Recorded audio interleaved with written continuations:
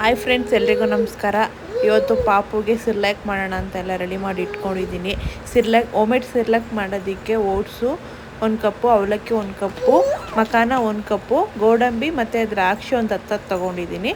ಅದನ್ನೆಲ್ಲನೂ dry roast ಮಾಡ್ಕೋಬೇಕು. ಇವಾಗ ಮಕಾನ first ಹಾಕ್ಕೊಂಡು ಅದನ್ನು ಡ್ರೈ ರೋಸ್ಟ್ ಮಾಡ್ಕೋತಾ ಇದ್ದೀನಿ.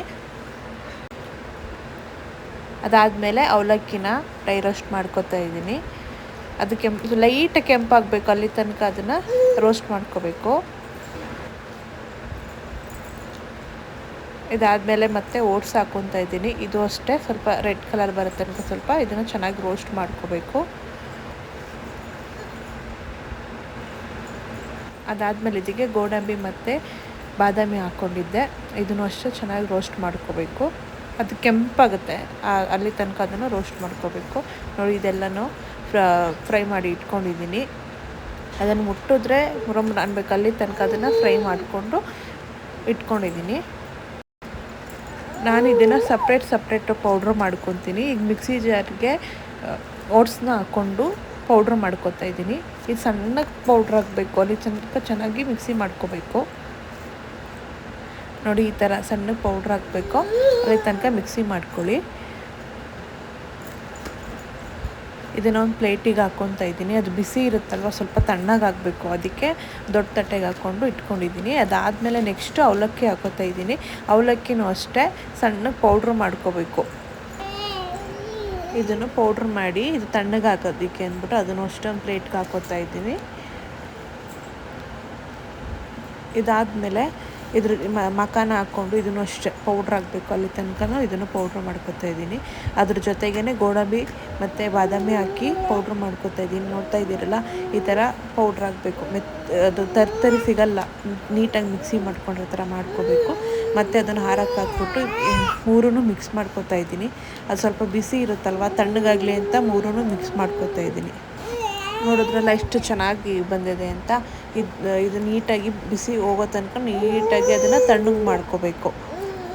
ಇದು ಫುಲ್ ತಣ್ಣಗಾದ್ಮೇಲೆ ಇದನ್ನು ಮತ್ತೆ ನಾನು ಮಿಕ್ಸಿ ಜಾರ್ಗೆ ಹಾಕ್ಕೊಂಡು ಮತ್ತೆ ಇನ್ನೊಂದು ರೌಂಡು ಪೌಡ್ರ್ ಮಾಡ್ಕೋತಾ ಇದ್ದೀನಿ. ನೋಡಿ, ಆವಾಗ ಯಾವ ಥರ ಇತ್ತು, ಇವಾಗ ಯಾವ ಥರ ಇದೆ ಅಂತ. ಈ ಥರ ಮತ್ತೆ ಪೌಡ್ರ್ ಮಾಡ್ಕೋಬೇಕು. ತುಂಬ ಚೆನ್ನಾಗಿರುತ್ತೆ, ಸಾಫ್ಟಾಗಿರುತ್ತೆ ಸಿರ್ಲ್ಯಾಕು. ನೋಡಿ ಎಷ್ಟು ಚೆನ್ನಾಗಿ ಬಂದಿದೆ ಅಂತ. ಈ ಥರ ಮತ್ತು ಅದನ್ನು ಪೌಡ್ರ್ ಮಾಡಿಕೊಂಡು ತಣ್ಣಗಾಗಕ್ಕೆ ಬಿಡಬೇಕು. ಅದನ್ನು ಫುಲ್ಲು ಕೂಲ್ ಆಗಬೇಕು. ಅದಾದಮೇಲೆ ನಾವು ಒಂದು ಬಾಕ್ಸಿಗೆ ಹಾಕ್ಕೊಂಡು ಎತ್ತಿಟ್ಕೋಬೋದು. ನೋಡಿ ಎಷ್ಟು ಚೆನ್ನಾಗಿ ಕಾಣಿಸ್ತಾ ಇದೆ. ಒಂದು ಬಾಕ್ಸ್ಗೆ ಹಾಕಿದ್ದೀನಿ, ನಾನು ಎತ್ತಿಟ್ಕೊಂಡಿದ್ದೀನಿ. ಮತ್ತು ಅದನ್ನು ಮಧ್ಯಾಹ್ನ ಇದನ್ನು ಪ್ರಿಪೇರ್ ಮಾಡಿ ಇಟ್ಟಿದ್ದೆ. ಈವ್ನಿಂಗು ಪಾಪಗೆ ಮಾಡಿಕೊಡೋಣ ಅಂತ ಅಂದ್ಬಿಟ್ಟು ರೆಡಿ ಮಾಡ್ತಾಯಿದ್ದೀನಿ. ನಾನು ಇಲ್ಲೊಂದು ಚಿಕ್ಕದೊಂದು ಪಾತ್ರೆ ಇಟ್ಟಿದ್ದೀನಿ. ಇದಕ್ಕೆ 2 ಲೋಟ, ಚಿಕ್ಕ ಲೋಟ, ಕಾಫಿ ಲೋಟ ಬರುತ್ತಲ್ಲ, ಅದರಲ್ಲಿ 2 ಲೋಟ ಅದಕ್ಕೆ ನೀರು ಹಾಕಿದ್ದೀನಿ. ಇದರಲ್ಲಿ ಒಂದು ಸ್ಪೂನು, 1.5 ಸ್ಪೂನು ಪೌಡ್ರನ್ನ ಹಾಕಿ ನೀಟಾಗಿ ಮಿಕ್ಸ್ ಮಾಡ್ಕೋಬೇಕು. ಇದನ್ನು ಗಂಟಿರುತ್ತಲ್ಲ, ಗಂಟೆಲ್ಲ ಹೋಗೋ ಥರ ನೀಟಾಗಿ ಮಿಕ್ಸ್ ಮಾಡ್ಕೋಬೇಕು. ನೋಡಿ, ಈ ಥರ ನೀಟಾಗಿ ಮಿಕ್ಸ್ ಮಾಡ್ಕೊಳ್ಳಿ. ನೋಡಿ, ಗಂಟಿರುತ್ತೆ, ಅದು ಹಾಕಿದ ತಕ್ಷಣ ನೀಟಾಗಿ ಮಿಕ್ಸ್ ಮಾಡಿಕೊಂಡ್ರೆ ಈ ಥರ ಆಗುತ್ತೆ. ಇದನ್ನು ನೀಟಾಗಿ ಮಿಕ್ಸ್ ಮಾಡಿಕೊಂಡು ಅದು ಕುದೀತಾ ಗಟ್ಟಿ ಆಗುತ್ತೆ. ಅಲ್ಲಿ ತನಕ ಇದನ್ನು ಮಿಕ್ಸ್ ಮಾಡ್ಕೊತಾ ಇರಬೇಕು.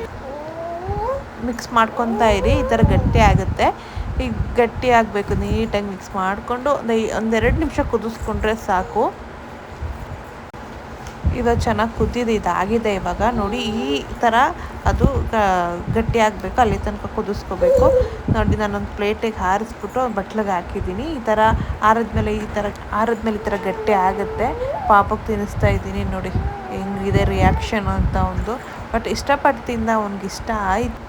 ಇದೇ ಥರ ಬೇಬಿ ಫುಡ್ಸ್ ಯಾವುದಾದ್ರೂ ಬೇಕು ಅಂದರೆ ಕಮೆಂಟ್ ಮಾಡಿ. ನೆಕ್ಸ್ಟ್ ವಿಡಿಯೋ ಜೊತೆ ಸಿಗ್ತೀನಿ. ಈ ವಿಡಿಯೋ ಇಷ್ಟ ಆದರೆ ಲೈಕ್ ಮಾಡಿ, ಶೇರ್ ಮಾಡಿ, ಕಮೆಂಟ್ ಮಾಡಿ. ಬಾಯ್ ಬಾಯ್. ಫಾಲೋ ಮಾಡೋದು ಮಾತ್ರ ಮರಿಬೇಡಿ.